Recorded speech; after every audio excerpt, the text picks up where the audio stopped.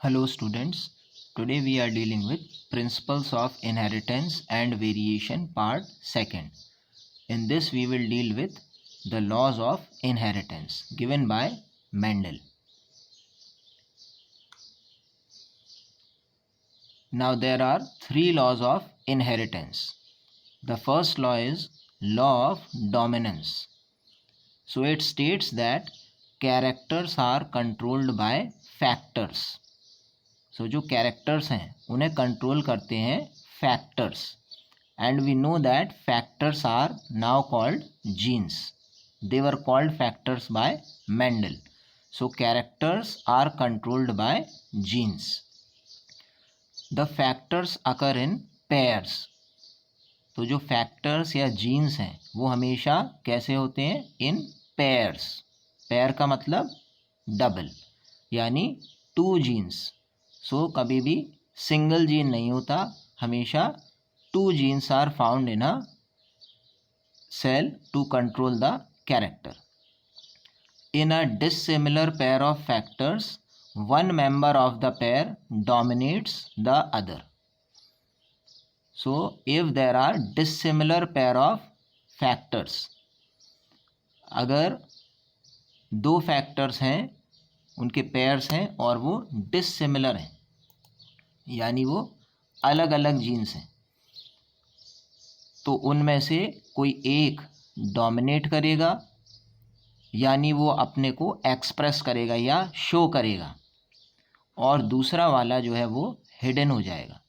जो डोमिनेट करता है उसको कहते हैं डोमिनेंट, और जो जीन अपने को एक्सप्रेस नहीं कर पाता उसे कहते हैं recessive, and it is hidden, यानी वो छिप जाता है. तो जब भी दो डिसिमिलर पेयर ऑफ फैक्टर्स या जीन्स होते हैं तो एक जीन अपने को एक्सप्रेस करता है हमेशा, उसे कहते हैं डोमिनेंट, और जो छिप जाता है या एक्सप्रेस नहीं कर पाता उसे कहते हैं रिसेसिव. इस क्रॉस में हम देख सकते हैं, first suppose Mendel took a tall plant. Mendel ने एक्सपेरिमेंट किया, इसमें एक टॉल प्लांट लिया और इसको रिप्रोड्यूस किया एक ड्वार्फ प्लांट से, और फर्स्ट जनरेशन यानी F1, वन का मतलब है फर्स्ट जनरेशन. फर्स्ट जनरेशन में इनसे जितनी भी सीड्स आई, सभी सीड से जो प्लांट्स निकले वो कैसे थे? टॉल. यानी कि हमने देखा कि पेरेंट में एक पेरेंट टॉल था और दूसरा था ड्वार्फ, लेकिन फर्स्ट जनरेशन में जितने भी प्लांट्स आए वो सभी टॉल थे. इसका मतलब जो टॉल कैरेक्टर है वो डोमिनेंट है, और जो ड्वार्फ कैरेक्टर है, क्योंकि वो फर्स्ट जनरेशन में हिडन हो गया यानी छिप गया, इसीलिए उसको हम कहते हैं recessive. So this is the first law of Mendel. The second law is law of segregation. Segregation का मतलब होता है सेपरेशन या अलग करना. It is also called law of purity of gametes, यानी जो गैमीट्स हैं वो हमेशा प्योर रहते हैं, वो कभी भी मिक्स नहीं होते एक दूसरे से. It states that the alleles do not show any blending. जो एलील्स हैं, जो जीन्स के डिफरेंट टाइप्स हैं, वो कभी भी ब्लेंड नहीं होते. जैसे कि अगर कैपिटल टी और स्मॉल टी होगा तो दोनों अलग रहेंगे.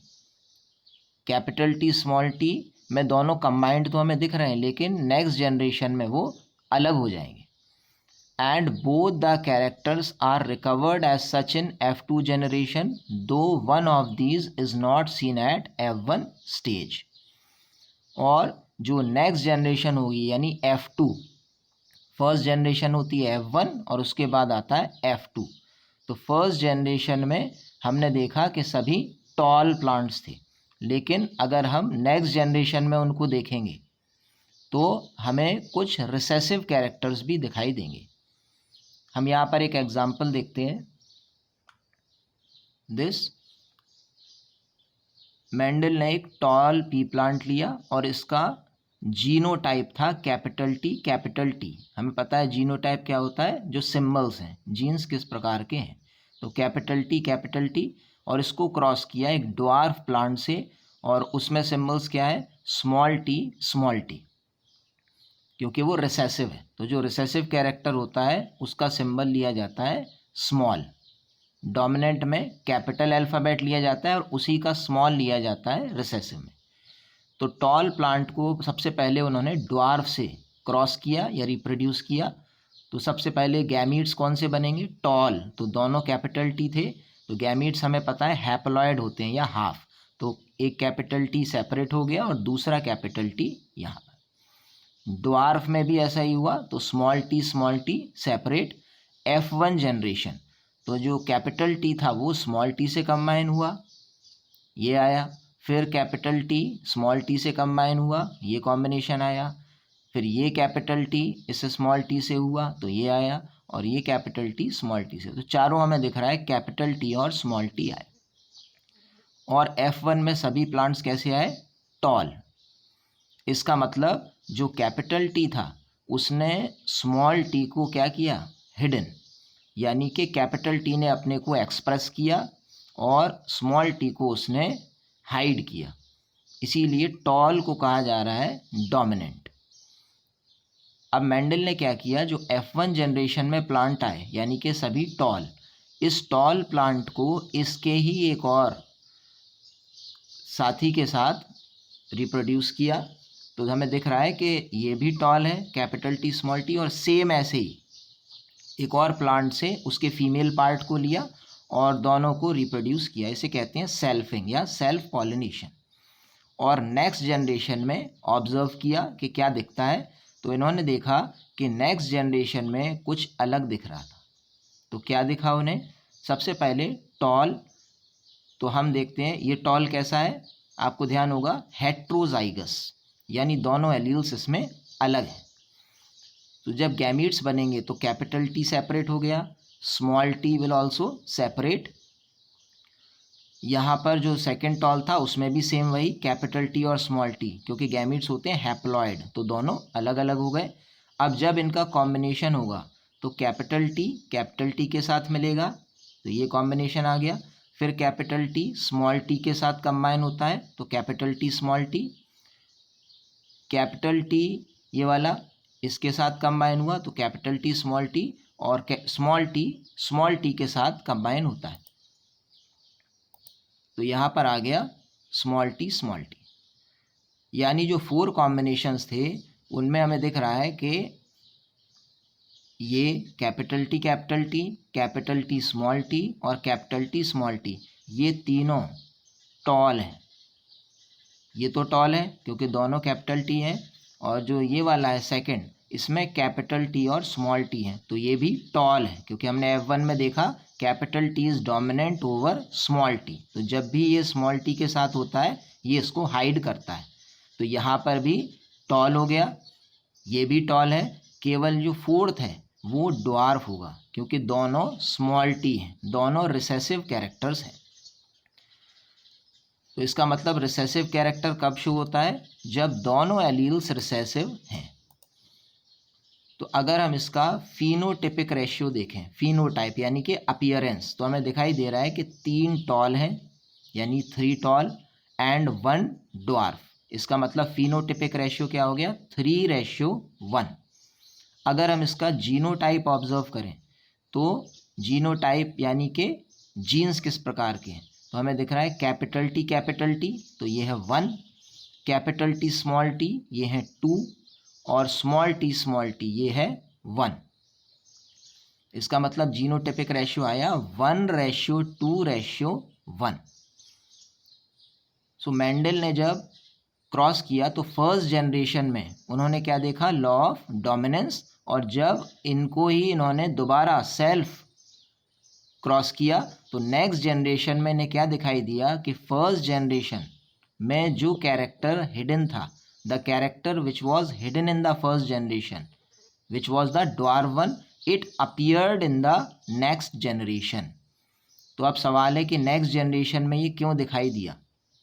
तो इसका रीज़न ये है कि जब पेरेंट्स में कैपिटल टी और स्मॉल टी जीन्स थे प्रेजेंट, तो ये कभी भी ब्लेंड नहीं हुए, यानी ये साथ में तो थे लेकिन ये मिक्स नहीं हुए। और जब भी गैमीट्स बनते हैं तो दोनों एलील्स सेपरेट हो जाते हैं। यही रीज़न है कि स्मॉल टी दूसरे पेरेंट के स्मॉल टी के साथ कंबाइन हो पाया। इसीलिए इसको कहा जाता है law of purity of gametes, यानी गैमीट्स हमेशा प्योर रहते हैं। वो एक दूसरे के साथ तो रहते हैं, लेकिन कंपलसरी नहीं है कि वो एक दूसरे के साथ हमेशा रहेंगे। जब भी गैमीट्स बनेंगे तो वो सेपरेट हो जाएंगे। अब हम देखते हैं थर्ड लॉ ऑफ मेंडल। तो आपने देखा जो फर्स्ट और सेकंड लॉ है, it is example of monohybrid cross, क्योंकि यहाँ पर हमने केवल कितने कैरेक्टर्स कंसीडर किए हैं, 1, यानी कि हाइट। जो मेंडल का थर्ड लॉ था उसमें इन्होंने डाई हाइब्रिड क्रॉस को कंसीडर किया। तो law of independent assortment, it is the third law. It state that when 2 pairs of traits are combined in a hybrid. यहाँ पर इन्होंने कितने पेयर्स लिए ट्रेड्स के, 2 पेयर्स ऑफ ट्रेड्स। तो हम समझ सकते हैं अब ट्रेड्स कितने लिए होंगे, 2 पेयर्स, क्योंकि 1 कैरेक्टर में होता है 1 पेयर ऑफ ट्रेड्स। जैसे हाइट था तो टॉल और ड्वार्फ, तो ऐसे यहाँ पर अगर हम 2 कैरेक्टर लेंगे तो कितने पेयर्स हो जाएंगे ट्रेड्स के, 2 pair of traits. So when 2 pair of traits are combined in a hybrid, segregation, segregation का मतलब separation, separation of 1 pair of character is independent of the other pair of characters. So let us see the example first. हाँ, एक information और है important, the production of gametes bye parents, parents से कौन से gametes बनते हैं, formation of zygote, जो कॉम्बिनेशन होता है तो उससे जब जाइगोट बनता है, जैसे कैपिटल टी स्मॉल टी बना था फर्स्ट जनरेशन में, F1 and F2 plants, F1 and F2 plants का कॉम्पोजिशन क्या है, उनमें जीन्स किस प्रकार के हैं, it can be understood from a diagram. इसके लिए एक डायग्राम हमेशा ड्रॉ करना पड़ता है, तो ये थोड़ा सिस्टमैटिक हम इसको सॉल्व कर सकते हैं। इस डायग्राम को हम कहते हैं Punnett square, and it was developed by British geneticist जिनका नाम था रेगिनाल्ड सी प्यूनेट, इसीलिए इनको प्यूनेट स्क्वायर इस फिगर को कहा जाता है। It is a graphical representation to calculate the probability of all possible genotypes of offspring in genetic cross. ये हमें क्या बताता है, इस ग्राफ से हमें पता चलता है प्रोबेबिलिटी या पॉसिबिलिटी कि कितने जीनोटाइप्स नेक्स्ट जनरेशन में बन सकते हैं। ये एक स्क्वायर है, तो हम देखते हैं ये जो नीचे आपको दिख रहा है ये है प्यूनेट स्क्वायर, इसमें रोज और कॉलम्स इक्वल होते हैं, जैसा कि दिख रहा होगा 4 × 4 यानी कि 16। सो जो थर्ड लॉ है इसमें मेंडल ने कितने पेयर्स ऑफ ट्रेड्स लिए, 2 पेयर्स। तो हम देख सकते हैं सबसे पहले जो फर्स्ट सीड है वो कैसा लिया इन्होंने, राउंड और येलो।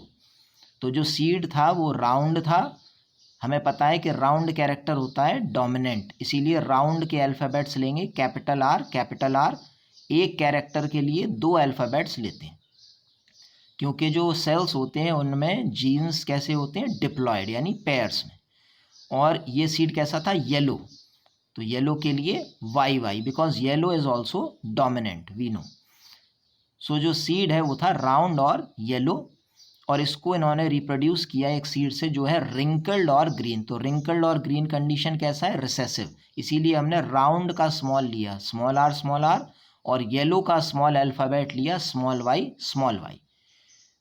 इसका मतलब जो पेरेंट है डोमिनेंट पेरेंट, उससे जब गैमीट्स बनेंगे तो कैसे बनेंगे, कैपिटल आर और कैपिटल वाई, क्योंकि ये हाफ हो जाएगा हैप्लॉइड, तो कैपिटल आर और कैपिटल वाई हो गया। जो ग्रीन सीड है ग्रीन एंड रिंकल्ड, उसमें क्या होगा, स्मॉल आर और स्मॉल वाई, हाफ हो जाएंगे। F1 जनरेशन में जब ये दोनों कंबाइन होंगे तो कैपिटल आर हो जाएगा और कैपिटल वाई, ये पूरा कॉम्बिनेशन है। और ये सीड इसका फिनोटाइप, यानी जब इसको हम देखेंगे तो ये कैसा दिखेगा हमें, राउंड एंड येलो, क्योंकि राउंड का जो कैपिटल आर है वो स्मॉल आर को हाइड कर लेगा, और येलो का जो कैपिटल वाई है वो स्मॉल वाई को हाइड करेगा, बिकॉज इट इज़ डोमिनेंट। तो हमने अभी देखा था जब भी एक डोमिनेंट और एक रिसेसिव एलील साथ में होते हैं तो डोमिनेंट रिसेसिव को हमेशा हाइड कर लेता है। तो इसका मतलब F1 में जितनी भी सीड्स आई वो सब कैसी थी, राउंड और येलो। इसका मतलब लॉ ऑफ डोमिनेंस को इसने फॉलो किया है। अब जब हम इसको सेल्फ कर देते हैं, यानी इसको सिमिलर प्लांट से क्रॉस किया, तो फिर हम गैमीट्स देखते हैं। तो मेल गैमीट्स तो क्या बनेंगे, इसके 4 कॉम्बिनेशंस हो सकते हैं। कैपिटल आर के साथ कैपिटल वाई हो सकता है, कैपिटल आर के साथ स्मॉल वाई हो सकता है, स्मॉल आर के साथ कैपिटल वाई हो सकता है, स्मॉल आर के साथ स्मॉल वाई हो सकता है। ये ध्यान रखना है हमें कि हमेशा एक आर के साथ एक वाई होगा, क्योंकि कोई भी ऐसा सीड नहीं होगा जिसमें शेप हो लेकिन कलर ना हो। तो दोनों का एक एक इसमें एलील कंपलसरी है। फीमेल में भी सिमिलर वही गैमीट्स बनेंगे। जब इनको हम क्रॉस करेंगे तो क्या कॉम्बिनेशन मिल सकता है, फॉर एग्जांपल यह कैपिटल आर वाई और यह कैपिटल आर वाई। तो फर्स्ट बॉक्स में आपको दिख रहा है कैपिटल आर मिल गए और कैपिटल वाई। तो ये दिखने में कैसा होगा, राउंड एंड येलो। अब कैपिटल वाई और स्मॉल आर कैपिटल वाई, तो ये आ गया। ये कैसा होगा दिखने में, ये भी होगा राउंड और येलो, क्योंकि इस वाले जो कैपिटल आर है इसने स्मॉल आर को हाइड किया, तो ये हो गया राउंड। और क्योंकि दोनों वाई कैपिटल हैं डोमिनेंट, तो ये येलो होगा। थर्ड में कैपिटल आर और capital R and small Y, तो ये कैसा होगा, ये भी राउंड और येलो होगा, क्योंकि कैपिटल आर है दोनों, तो ये तो राउंड होगा। लेकिन कैपिटल वाई के साथ स्मॉल वाई है, तो डोमिनेंट रिसेसिव को हाइड करता है। फिर कैपिटल आर वाई और स्मॉल आर वाई, तो ये भी होगा राउंड और yellow, because capital R will hide the small and capital Y will hide the small Y. यहाँ पर भी सेम वही है। इस वाले को जब हम इससे क्रॉस करेंगे तो यहाँ पर आ जाएगा, ये भी सेम है, ये भी राउंड येलो है और ये भी राउंड येलो है। यहाँ पर ये भी राउंड येलो है और ये भी। तो इसका मतलब टोटल कितने हो गए, ये हो गए 9। तो 9 है राउंड और येलो, यानी कि जो डोमिनेंट कैरेक्टर है। इसके अलावा स्मॉल आर कैपिटल वाई और स्मॉल आर कैपिटल वाई, इनको जब क्रॉस किया गया तो स्मॉल आर और कैपिटल वाई, तो ये दिखने में कैसा हो जाएगा, ये होगा रिंकल्ड, क्योंकि दोनों आर कैसे हैं, रिसेसिव, और येलो क्योंकि दोनों वाई कैसे हैं, कैपिटल। तो एक रिंकल्ड येलो ये आ गया, सेकंड ये है और थर्ड ये है। इसका मतलब कितने रिंकल्ड येलो आ गए, 3। और कैपिटल आर और स्मॉल वाई ये कैसा होगा, राउंड, क्योंकि दोनों आर कैपिटल हैं और दोनों वाई स्मॉल हैं, तो ये कैसा हो जाएगा, राउंड और ग्रीन, क्योंकि ये दोनों रिसेसिव हैं, वाई है रिसेसिव इसलिए ग्रीन होगा। ऐसे ही 3 और हैं, तो टोटल कितने हो गए, ये 3 हो गए।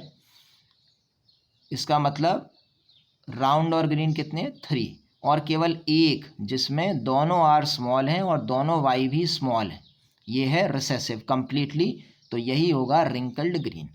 तो हमें दिख रहा है कि जो 16 रिजल्ट्स आए इसमें 9 है राउंड येलो, यानी कि जो डोमिनेंट कैरेक्टर था। 3 है राउंड ग्रीन, ये एक न्यू कैरेक्टर है। 3 है रिंकल्ड येलो, क्योंकि पेरेंट में हमने देखा कहीं भी रिंकल्ड येलो नहीं था, तो ये न्यू कैरेक्टर है। और 1 है रिंकल्ड ग्रीन। तो ये रेशियो क्या आया, फिनोटिपिक रेशियो आया 9:3:3:1। तो मेंडल का जो थर्ड लॉ है इसमें उन्होंने कैसा क्रॉस किया, डाई हाइब्रिड क्रॉस। और इस क्रॉस में एक बार हम फिर से इसका स्टेटमेंट देखते हैं।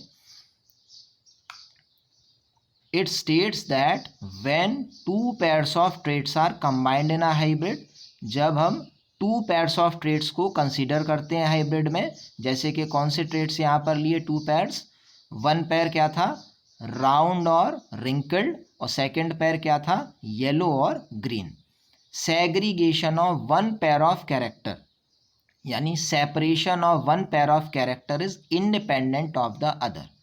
यही रीज़न था कि राउंड के साथ हमने देखा ग्रीन भी आया और रिंकल्ड के साथ येलो भी आया, जो कि पेरेंट्स में नहीं था। इसका मतलब जो गैमीट्स हैं वो एक दूसरे से इंडिपेंडेंट रहते हैं। तो it is same like the second law, but difference क्या है कि वहाँ पर इन्होंने मोनोहाइब्रिड क्रॉस लिया और थर्ड लॉ में डाई हाइब्रिड क्रॉस कंसीडर किया। तो these are the 3 laws of Mendel. First law में क्या था, all the dominant character appear, यानी 100% in first generation. Second law में क्या था, जो डोमिनेंट हैं वो 3 आते हैं और रिसेसिव आते हैं 1, यानी रेशियो आता है 3:1 फिनोटाइप, और जीनोटाइप का 1:2:1। और थर्ड लॉ में क्या था, डायहाइब्रिड क्रॉसेस कंसीडर्ड और रेशियो था 9:3:3:1। Okay children, thanks.